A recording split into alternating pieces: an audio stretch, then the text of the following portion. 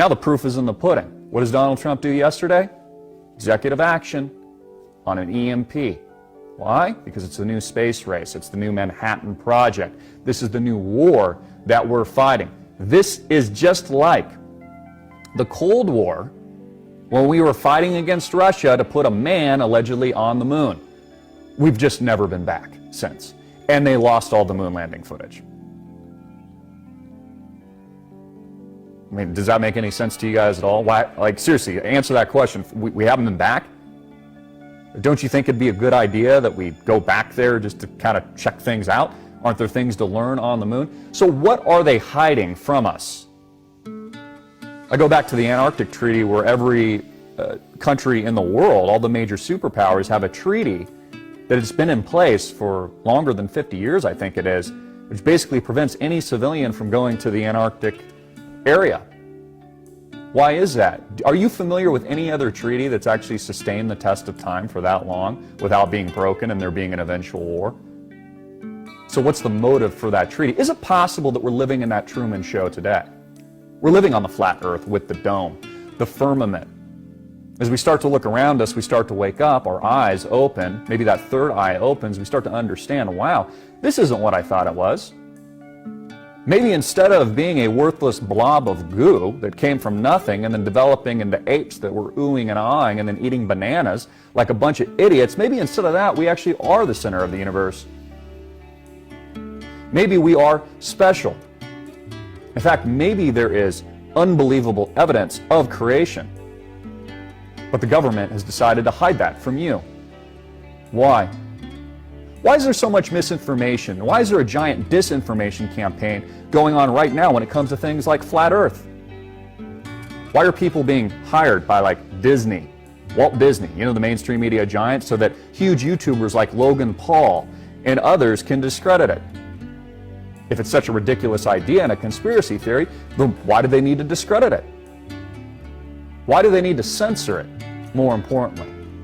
Filter through search results now, you can't even find critical thinking and information on this topic. And yet here we are, I go back to space. What is Trump concerned with?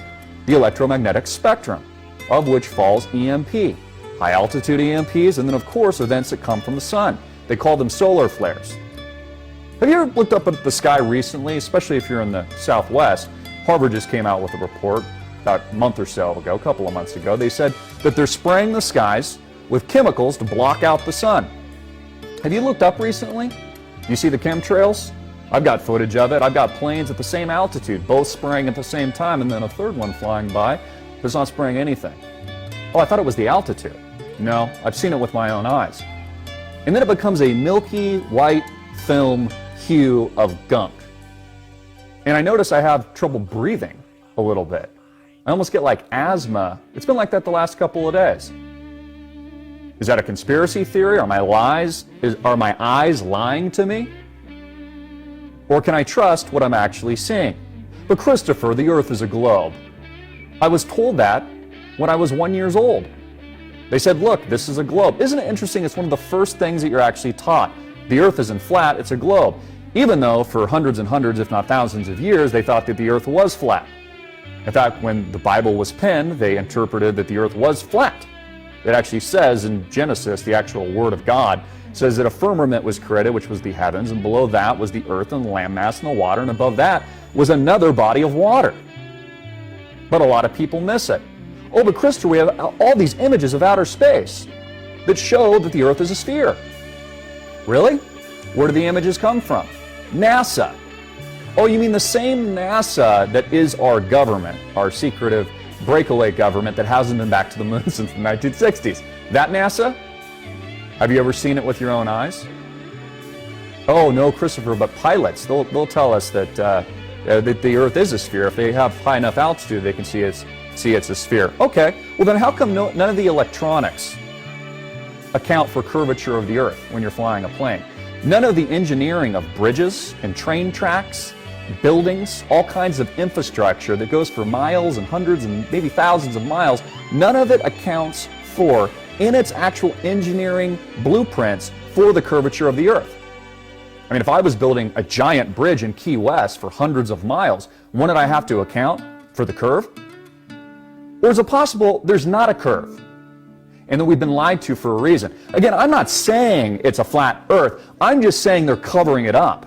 I'm just saying don't trust the government, don't trust NASA. Think for yourself.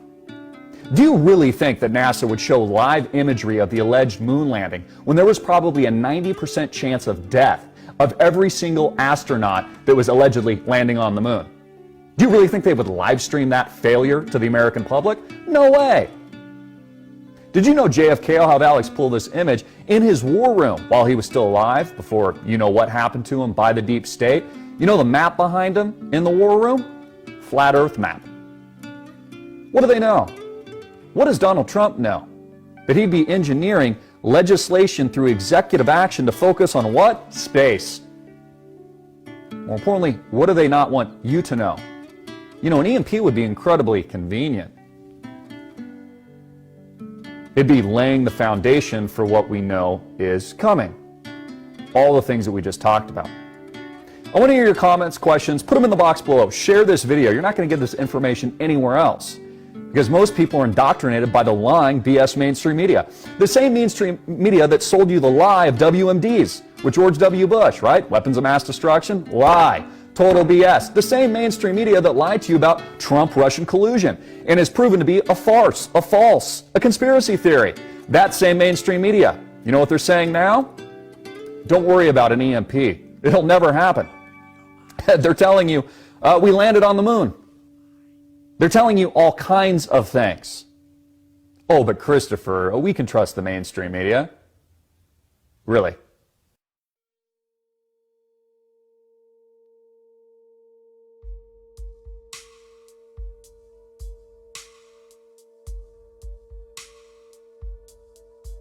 Research flat Earth. Devastating the black swan actually is to the globe. It has taken away your R value, the radius of your globe, and then it took away the curvature of the Earth altogether when it forced you to say that the horizon was refracted. And together with the sextant, it's now taken away your ability to navigate. Since January 1, 2020, the globe has been dead. So now it's time to prove where we actually live. May I present to you the #1 flat Earth proof. Here in reality, we live on a flat plane, and this may be news to people. We also have a flat sky plane above us where the celestial bodies exist. From the vantage point of our flat plane, when viewing the celestial bodies, we perceive their position and movement as a dome.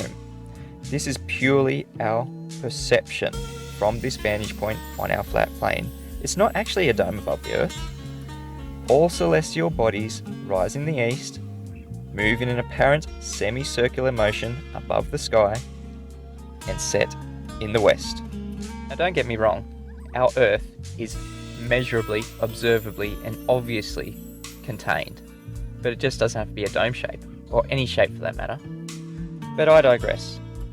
Looking at this flat celestial plane above our heads, we can see that everything rises in the east, moves across the sky, and sets in the west. We just perceive a motion of a dome shape. So let me give you a real-world example of how this works. This is Lake Woolloomboola, quite fittingly the breeding ground to black swans, and, I kid you not, located on Black Swan Way. Now, relative to the horizon, if you look up, straight up above your head, 90 degrees, to where my drone is sitting, right there, 90 degrees, what will happen when that drone moves straight ahead in its own flat plane? It's not going to change altitude, it's just going to move straight ahead. From my observer point, what's going to happen? The angle is going to change. The drone has not changed altitude at all.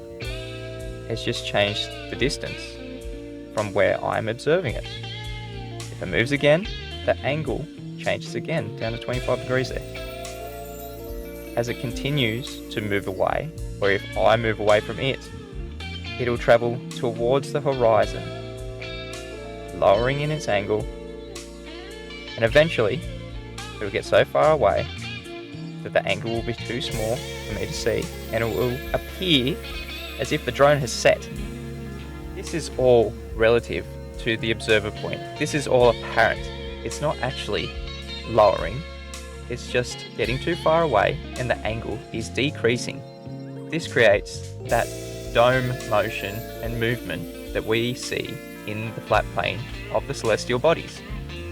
Now that we understand that the flat celestial plane above us presents itself as a dome to our perspective point down here on the plane that we exist, we can understand how the celestial navigation actually works.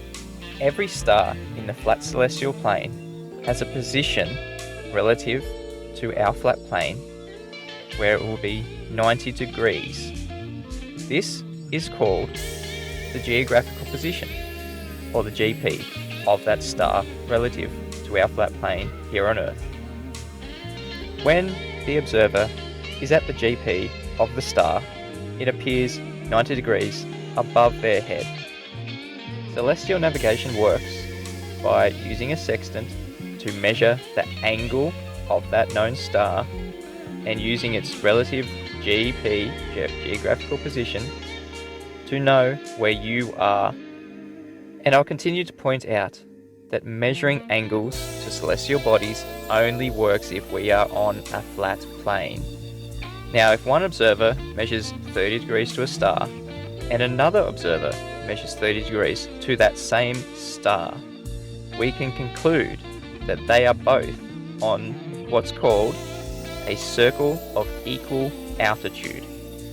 And this is another killer blow to the globe right here.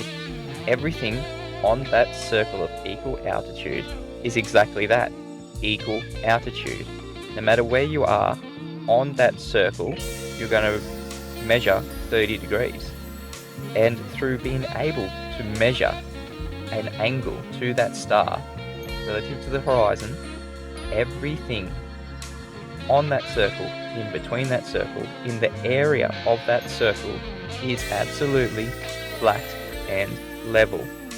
By doing this once with a sextant, you know you are somewhere on that circle of equal altitude. To triangulate your actual position, you need to repeat these steps with other stars. Your position is where all these areas of equal altitude meet. This is how celestial navigation works and has always worked on our flat level plane, using the celestial flat level plane. Research flat.